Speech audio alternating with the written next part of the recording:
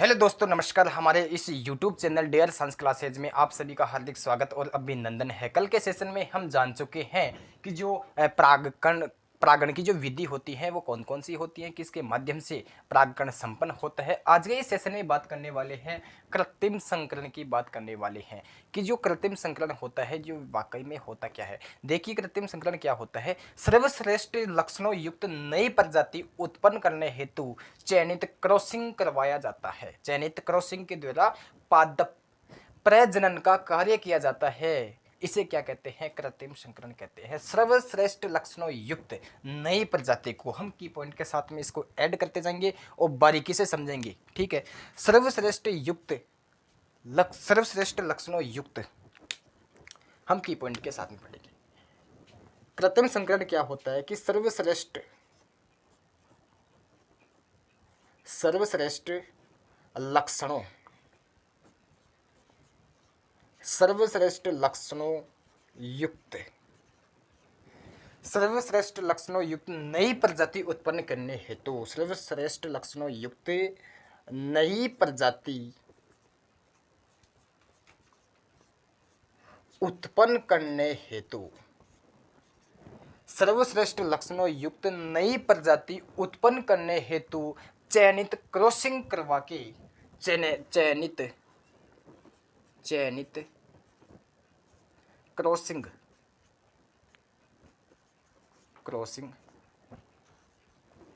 करवा की पादप किसका पादप प्रजनन का कार्य किया जाता है। ठीक है, कार्य किया जाता है। ये क्या कहलाता है? ये कहलाता है सर कृत्रिम संकरण कहलाता है। ठीक है। इसमें निम्न विधियां उपस्थित होती हैं। कृत्रिम संकरण चयनित क्रॉसिंग करवा के पादप प्रजनन का कार्य किया जाता है। इसमें निम्न विधियां उपस्थित होती है और इसमें जो पहली विधि आती है वो सर कौन सी आती है? इसमें जो पहली विधि आती है वो आती है विपुंसन।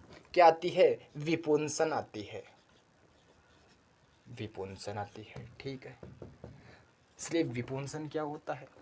द्विलिंगी पादपों के पराग कोषों को फलिका अवस्था में हटा देना ही क्या कहलाता है? विपुंसन कहलाता है। द्विलिंगी पादपों के पराग कोषों को, द्विलिंगी पादप जिसमें नर एवं मादा यानी कि पुंकेसर और स्त्रीकेसर पादपों को, इनमें से परागकोशों को, जिसमें जो परागकण का जो निर्माण होता है, उन परागकोशों को फलिका अवस्था में ही हटा देना। इसमें हम ऐड करते हैं द्विलिंगी पादपों के परागकोशों को। द्विलिंगी पादपों के पराग कोशों को फलिका अवस्था में ही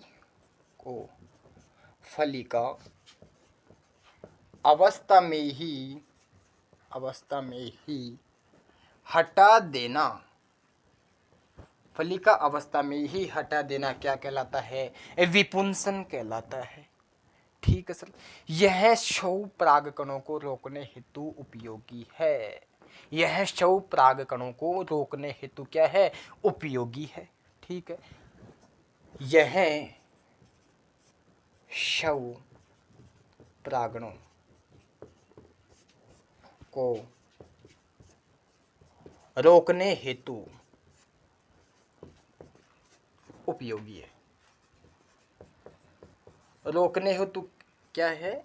उपयोगी है। ठीक है सर। अगली जो हमारी विधि आती है वो कौन सी आती है? वो आती है थैलीकरण या बोरा वस्त्रकरण।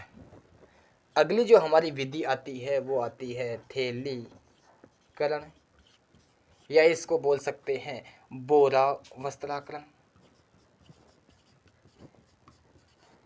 या इसको हम बोल सकते हैं बैगिंग। इसको क्या बोल सकते हैं? बैगिंग। ठीक है। जो हमारी ये कौन सी विधि है? दूसरी। यहाँ भी आएगा, चलो ठीक है। थैलीकरण, बोरा वस्त्राधारण या बैगिंग। ये हमारी दूसरी विधि है कृत्रिम संकरण की।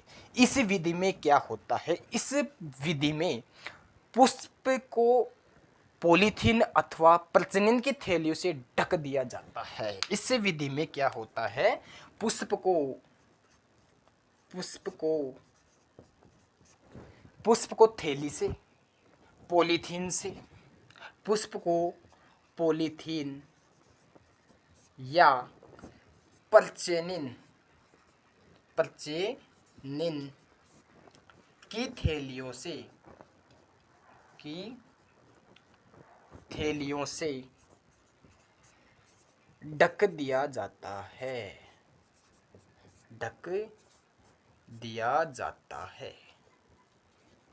ये प्रक्रिया क्या कहलाती है, थैलीकरण कहलाती है। इसका उपयोग कैसे है सर, इसका उपयोग है अनिच्छित परपरागण को रोकने हेतु, अनिच्छित परपरागण को, अनिच्छित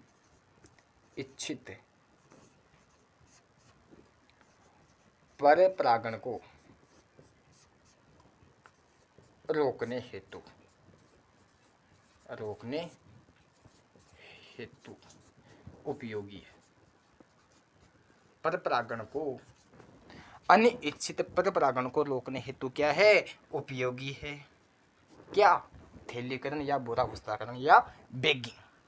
ये कृत्रिम संकरण की दूसरी विधि है, ठीक है।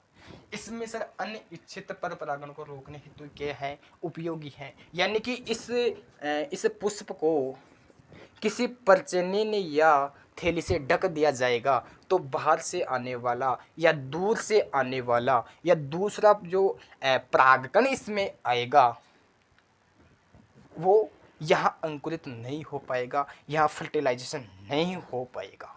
क्यों, क्योंकि इसको किससे ढक दिया गया है, थैली से ढक दिया गया है। तो इसलिए अनिच्छित परपरागण को रोकने हेतु ये क्या है, उपयोगी है, ठीक है। तो दोस्तों आज के इस सेशन में हम किसकी बात करें हैं, कृत्रिम संकरण की बात करें हैं। आपको बिल्कुल समझ में आया होगा। हम बिल्कुल एक एक पॉइंट के साथ में आपको समझाते हुए, एक एक पॉइंट क्लियर कराते हुए हम आपको कृत्रिम संकरण बताए हैं, इसकी विधियां बताई है, विपुंसन, थैलीकरण, बोरा या बैगिंग। तो आप इसको बारीकी से समझे। दोबारा से देके समझ में नहीं आया है तो आप इसको स्क्रीनशॉट ले सकते हैं, आप इसको की पॉइंट के साथ में नोट्स में ऐड कर सकते हैं। तो दोस्तों मैं आशा करता हूं कि आपको ये समझ में आ गया होगा। तो मिलते हैं कल की क्लास में, तब तक के लिए बने रहें। जय हिंद, जय भारत दोस्तों।